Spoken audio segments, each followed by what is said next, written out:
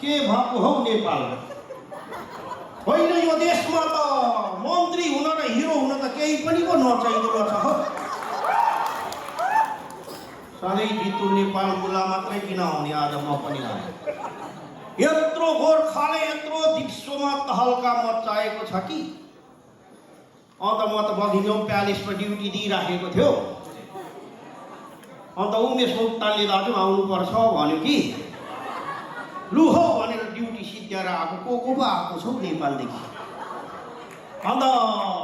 जङ्गबहादुरले टोली ल्याएको भन्दा पनि ठुलो पो टोली ल्याएको छ अरे भन्ने सुनेको छु हो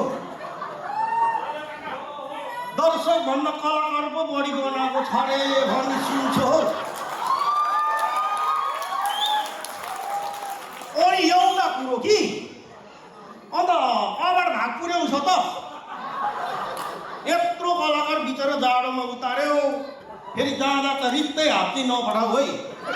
नराम्रो लाग्छ नि अन्त बढी जुरी पपुलर चोइस के भन्छ कि त्यो सबै मिलाएर दियो है चित्त चाहिँ नदुखाओस् कि नेपाली कलाकारहरू मैले ड्युटी गर्यो सैनमा जागिर खायो पल्टन भयो है सबै कुरो थाहा पायो एउटा कुरो थाहा पाएन हो मैले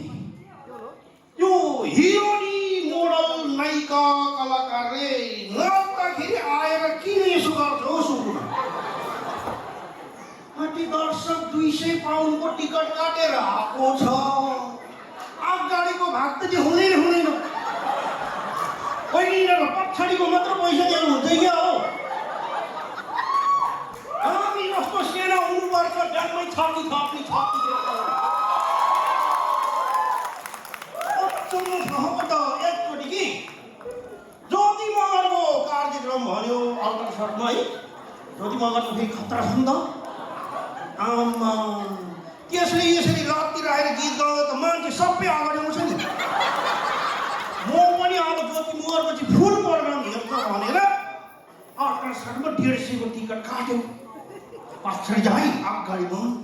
कतिखेर ज्योति आउँछ फेरि पोस्टरमा फोटो त त्यस्तै छ नि त ग्ल्यामर हेर्छ मजाले कार्यक्रम भयो ज्योति मगर आउँछ र अगाडिदेखि पुरै ज्योति मगर हेर्छ गीत गाएको हेर्छ भन्छु ऊ त आएर यस मात्रै गर्छ त्यसलाई पनि